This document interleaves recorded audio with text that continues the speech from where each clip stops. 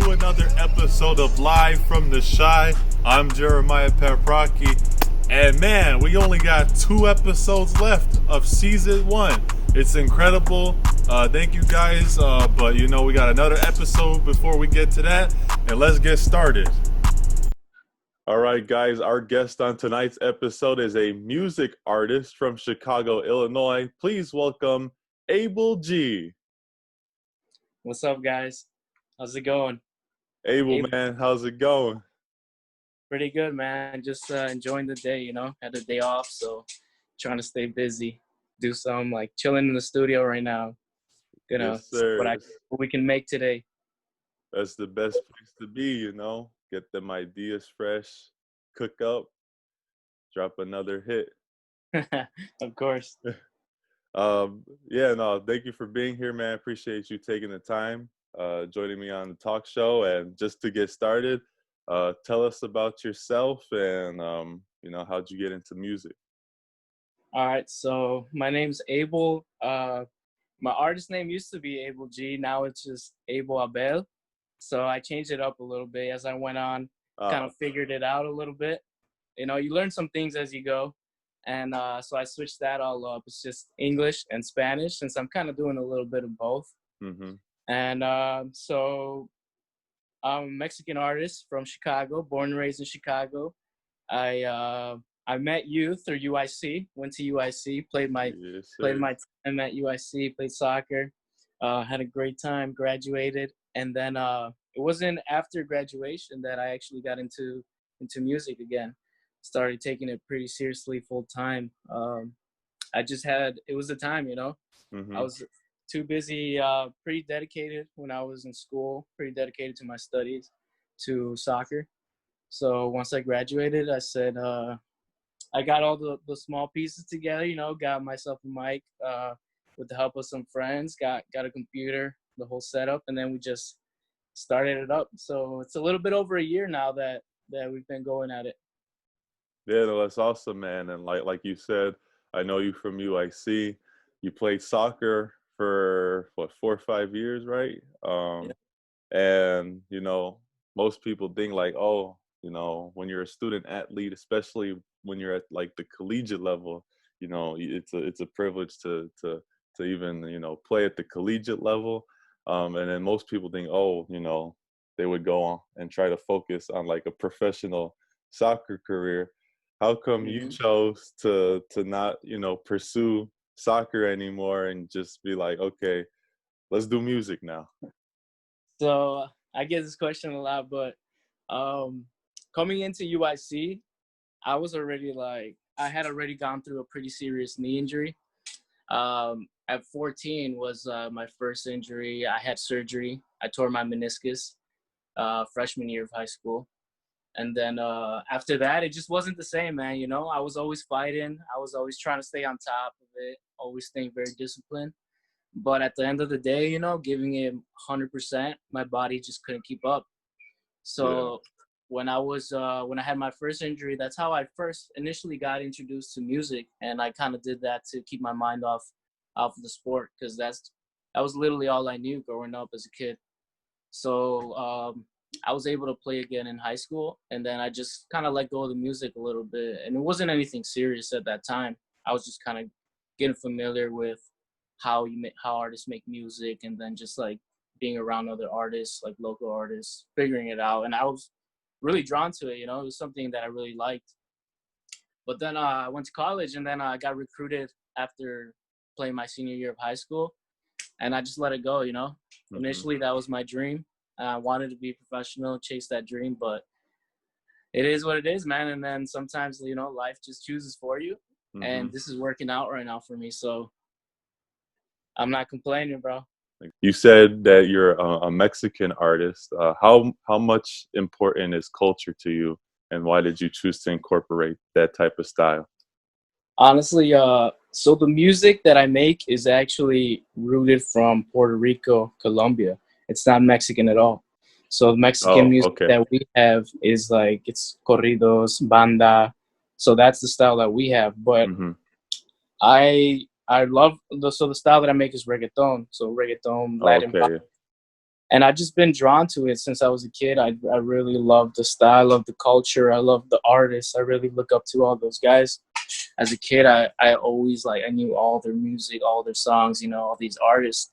And it's funny because when I first started making music, people thought that I was Puerto Rican or like Colombian, but that wasn't the case. Like, and people always ask me like, how do you, you know, how does this work? Because um, it's we have a different Spanish. Like we talk differently, you know. It's Mm-hmm. not the same Spanish, but somehow I don't know. I'm making it work, and it's working, bro. I love the style, the rhythm of reggaeton is just it's literally it's very simple, but you can make whatever you want out of that.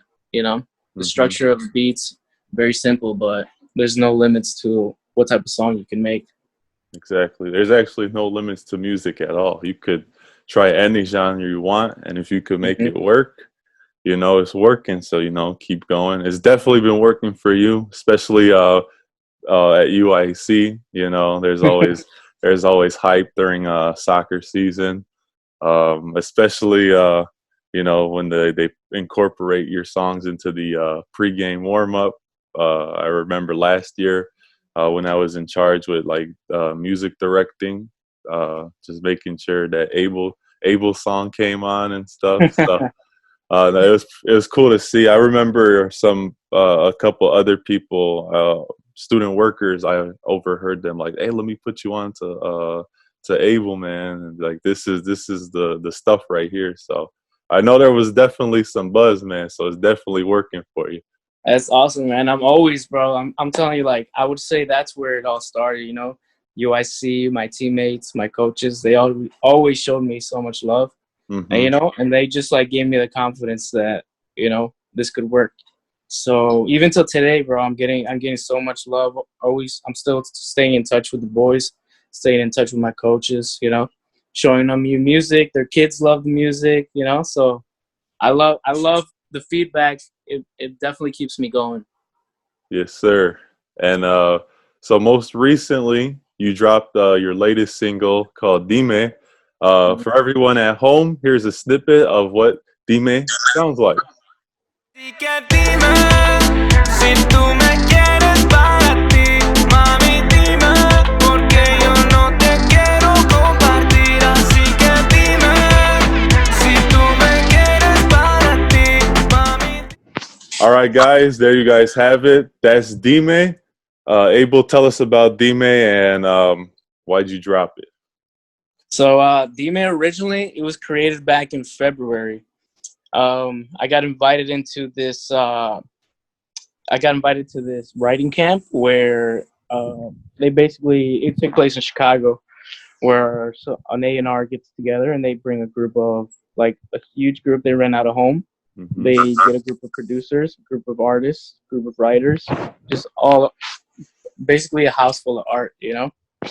And so they rent out the whole week, and you just collaborate with all these different artists. We had people from all over the world, bro. We had some people from we had a guy from Jerusalem, people from London, people from LA, you know, people from everywhere. So I was just in the middle of my own section because there's multiple rooms going in. It's a 2-floor house, multiple rooms going in at a time. So I took a little break from my session, and I go downstairs to get some water. As I'm walking downstairs, I hear this song and playing like through a room. I just peep my head in, you know, and then I'm like, all right, this is my style of music that I make. Next thing you know, one of the guys in the room, he's like, oh yeah, this is Abel, you know, he makes this type of music. Because keep in mind, in this camp, I was the only one making Spanish music. Uh, Everything was basically mainly made in English. So next thing you know, I just start flowing off my head, you know, freestyling what I hear in the beat, you know, and all of a sudden everything just stops, and then someone brings me a mic, someone brings me a headphone, and then we just record it once. We do one take throughout the whole beat, and then so that was the structure of the song. We build the structure of the song right there, you know. Next thing you know, uh, it was a banger, you know, it was a smash. And I was like, wow, this came out of nothing. So I recorded that, went downstairs to get my water, and then I went back to my session that I was in. And then after that, time went on, and so from that point, it was just like a couple of mumbles, needed some work, needed a lot of work, but the idea was there of the song. So then I took that time, I wrote it out, I wrote word for word everything that we had to make the final product. And then we just cleaned everything up, bro. Made a new beat that fit even better for it. We wrote the words, we ran it through everything basically. New production, new mix, new master, new writing. And then it was just time, bro, because pandemic, quarantine, it stopped everything. And I want people to be out enjoying it. Mm-hmm. So I went 3 months without dropping a song, and I just felt like it was time, So we put that out, and time for the next one, Exactly. And then I saw that you said that the income coming from that song that would be donated to Black Lives Matter movements and organizations. So I appreciate you for doing that. As a Black man myself, it's good to see other people taking this situation seriously and trying to help out the community. So I just want to say, I noticed that, so I wanted to say thank you. Of course, bro. It's definitely it's definitely a time where we need to educate whoever is not aware, and people who are aware, they need to basically get put in their place, bro. Yes, sir. Exactly. Definitely want to keep those people with the right mind around you, and just eliminate all those who just don't believe, who don't believe it's a problem, don't believe in it's an issue. It's clearly an issue. It's been an issue, but it's definitely, we reached a point where it's just enough, Yeah. So I love that this is actually, it's happening. It's coming to the light. People are showing their true colors these days. Because it's tough, bro. It's tough out there right now, and you got to do what you can help.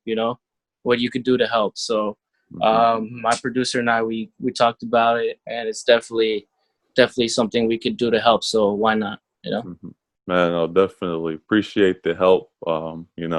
You touched upon quarantine as an artist, and then someone who is also an entertainer myself and understands that this time period is very, very tough for entertainers and artists. Just trying to not only put out work, but trying to engage with fan bases and stuff like that. How difficult has this COVID-19 situation been for you as a music artist? Honestly, at first, bro, I told myself all right, staying locked in, locked down, it's gonna give me that time that I need, to focus and go do what I gotta do, no distractions.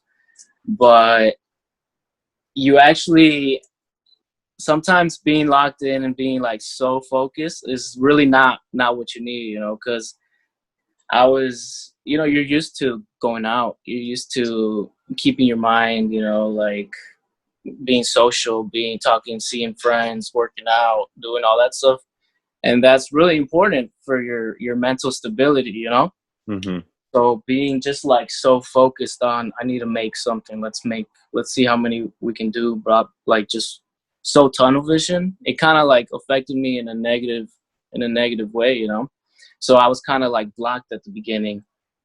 And what I did was, honestly, I just enjoyed the time, with myself. And I kind of gave music a little break at the beginning of quarantine. So I wasn't going 100%. But it wasn't until we hit phase 2, phase 3, where things started lightening up a little bit, that I actually started kind of getting more in the rhythm, getting back to, all right, I'm ready to start doing this again. And then it just naturally comes, man. Sometimes it's just the timing, you can't force to make a song. You can't force a great song. You gotta sometimes just let it happen, Yeah, totally. Because it's I took obviously I was forced to stop doing my show at UIC, and I went 3.5 months without doing any type of like hosting, broadcasting type of stuff that I usually do. And I know at one point in July, I was like, okay, I gotta get started. I just gotta start back up again. We got Zoom, we got YouTube, the most two perfect tools to help me in this situation. Record, edit it later, post, and we got something. So, it just like I remember the first show I did was a little rocky, just like inside, like just trying to, get back. But like now I'm like, okay, I know how to get back into it again. So I understand musically, hosting wise, all us artists are similar in our crafts, just trying to, keep up with our craft, but, also that social factor helps a lot, which is kind of stripped from us right now. But yeah. But anyways, before we go, man, tell the people where they can follow you, check out your music, be able to be there for the next banger and stuff like that. So for sure, man. So Instagram, I would say, is my main platform to find me at. You can find me at Abel Music. I've got the same Twitter handle, Abel Music, and you can find my Facebook group through my Instagram as well. But Abel Music is my handle to find me at, and keep yourself updated with all the new stuff. Well, Abel, man, I appreciate you once again taking the time to join me today for this talk show. Thank you, bro. Appreciate it. I wish you the best, going forward. Hopefully this thing gets lifted and we could all, start, enjoying music and live shows all together again, and just, be able to share our craft with the world. So. Of course, bro. Yeah, man. I wanna give you a huge thank you too, bro, for reaching out. This means a lot too. Help me out a little bit. Help you out a little bit. Mm-hmm. I appreciate it so much, bro. No, thank you. Hopefully, I get to see you at UIC soon, man. Too. Definitely, bro. I'll catch you around there. All right. See you, bro. All right. See ya. Take care.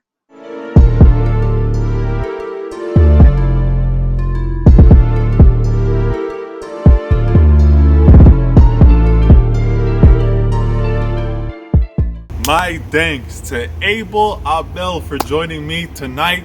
Man, it was a pleasure talking to you guys. Please go check out his music.